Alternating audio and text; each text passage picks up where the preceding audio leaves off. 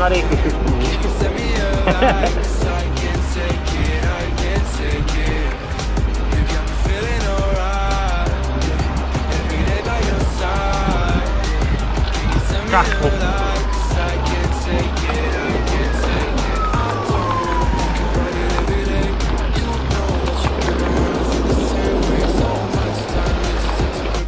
Nie, tak kamoši, vítajte v ďalšom vlogu. Dnes sa nachádzame v Žiline, tuto pri Labuťom jazere a ideme si dať hrebeň Dubeňa, takže teraz po ceste trošku prejdeme do tepličky, potom do zastrania a potom celú červenú po hrebení. Ja som to už párkrát išiel, tuto pán minister ešte nie, takže ideme si to dneska dať. Na to, že je márez nejakých 19 stupňov či 18 či koľko, úžasne teplúčko, takže krásne počasie, poďte sa s nami pozrieť, ako to bude na Dubni vyzerať.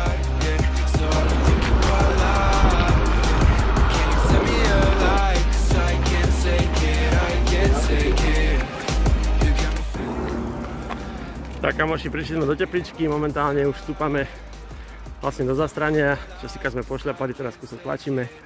No a keď vidíme hore, tak odbočíme doľava na červenú a pôjdeme vlastne po hrebení. Kúsok je tam ešte začiatok do kopca a potom je krásny, fantastický zjazd až do Buratina, takže to chcem túto Števkovi ukázať a verím, že sa mu to bude páčiť.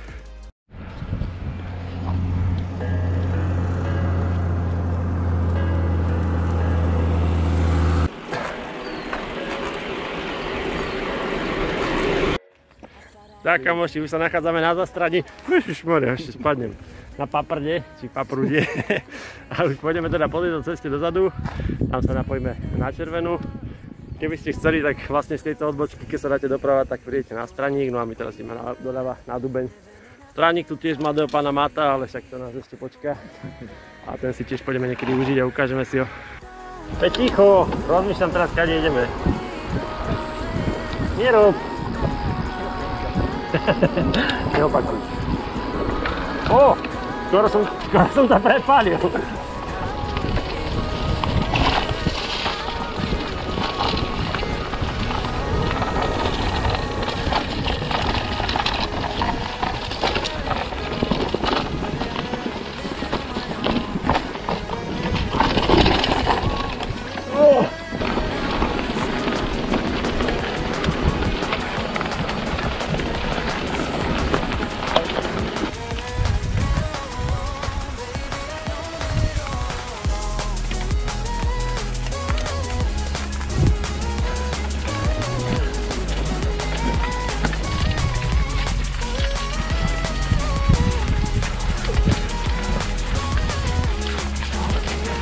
Milý koleso!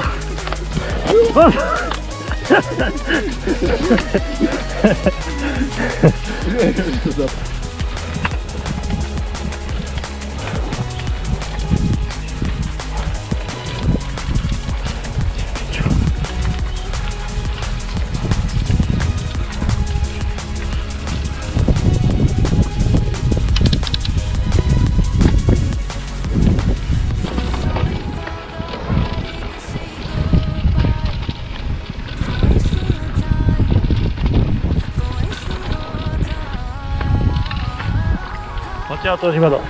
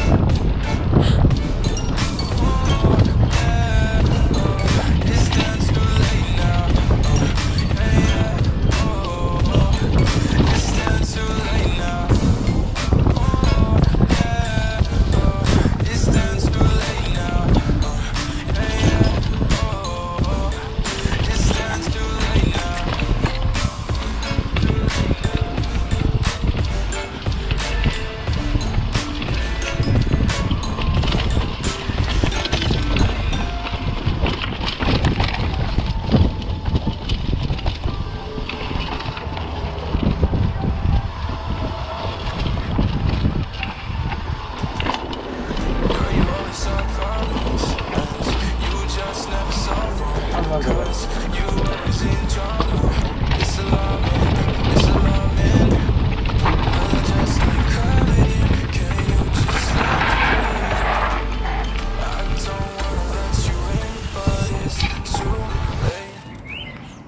kamoši, už sme dojazdili, dneska sme si sfúkli celý Dubeň, ja som sa vybral aj hore sa pozrieť na Vyriadku, Kristian nebol, určite parádna trasa, poriadne sme to hobľovali dole. Ešte si to niekedy dáme, verím, že sa vám tento výlet páčil, no a takto krásne, napríklad aj v Bunatinskom parku, takže tu si niekedy zajdete, my si tu dávame kafičko a už pojeme domov, takže vidíme sa niekedy na budúce, hlavne nesedte doma, žite, užívajte život. Čaute.